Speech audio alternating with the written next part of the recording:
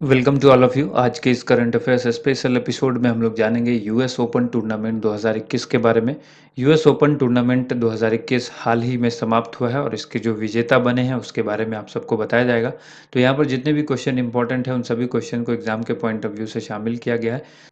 सबसे पहले जान लेते हैं क्यों है ये चर्चा में। सबसे ये क्योंकि ये टॉपिक चर्चा में है और इसका कारण यही है कि रूस के डैनियल मेदवेदेव ने सर्बिया के नोवाक जोकोविच को यूएस ओपन 2021 के फाइनल में हराया है। और ये जो डैनियल मेदवेदेव हैं इनके करियर का ये पहला ग्रैंड स्लैम है। तो किसी के भी करियर का अगर पहला ग्रैंड स्लैम होगा तो वो काफ़ी इंपॉर्टेंट टॉपिक बन जाता है। डैनियल मेदवेदेव के बारे में आपको अच्छी तरह से याद रखना है कि ये रूस के खिलाड़ी हैं और इन्होंने नोवाक जोकोविच जो कि सर्बिया के खिलाड़ी हैं उनको हराया है यूएस ओपन 2021 में। और करियर का पहला ग्रैंड स्लैम जीता है उन्होंने डैनियल मेदवेदेव ने।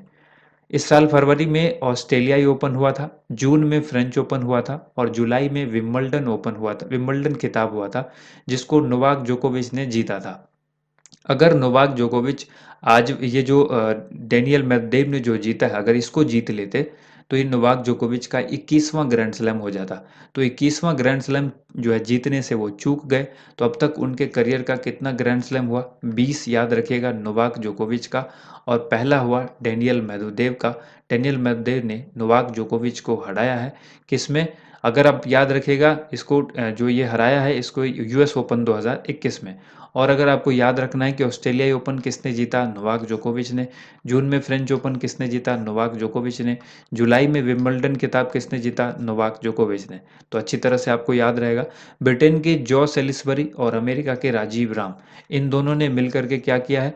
यूएस ओपन मेंस डबल का खिताब जीता है। मेंस डबल की बात करें तो किसने जीता? अमेरिका के राजीव राम और ब्रिटेन के जॉ सेलिसबरी ने जीता है। अब जान लेते हैं एमा रादुकानु कौन है।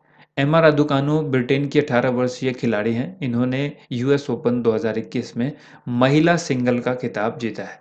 ये बहुत इंपॉर्टेंट सवाल है। जिस तरह से डेनियल मेदवेदेव को आपने याद रखा आपको ये भी याद रखना होगा। ये कहाँ की हैं? ब्रिटेन के खिलाड़ी हैं, 18 वर्ष उम्र है इनकी। इन्होंने भी इतिहास रचा है।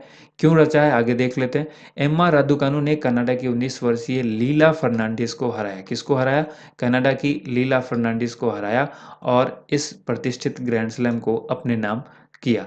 अब यहाँ पर आपको ये भी याद रखना है कि एमा रादुकानु जो है वो बीते 53 सालों में यह खिताब जीतने वाली पहली ब्रिटिश महिला है। इसीलिए ये काफ़ी इंपॉर्टेंट है। पहली ब्रिटिश महिला है एमा रादुकानु जिन्होंने 53 सालों में यह खिताब पहली बार जीता है किसी ब्रिटिश महिला के तौर पर।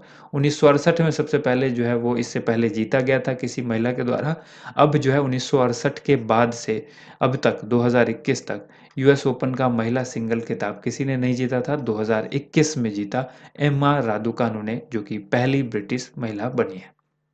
अब जान लेते हैं यूएस ओपन के बारे में।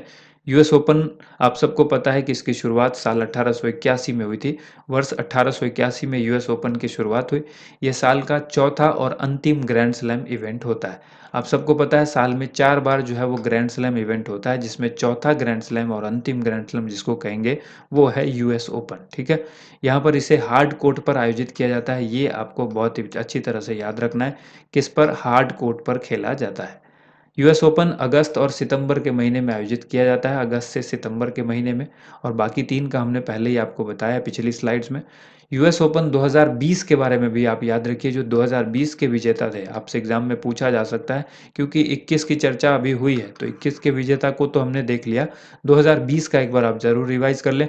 पुरुष एकल विजेता डोमिनिक थिएम थे ऑस्ट्रिया के और महिला एकल विजेता थी नाओमी ओसाका जापान की। ये दोनों सवाल एग्ज़ाम में पूछा गया है। एसएससी के एग्ज़ाम में भी, रेलवे में भी पूछा गया है। तो आप अच्छी तरह से इसको याद रखिएगा। ये 2020 के खिताब की बात की गई है। ठीक है। उम्मीद करते हैं आप सबको वीडियो पसंद आई होगी। वीडियो को ज़्यादा से ज़्यादा लाइक एंड शेयर कीजिएगा। Thank you so much. आप सभी लोगों का वीडियो देखने के लिए बहुत बहुत धन्यवाद।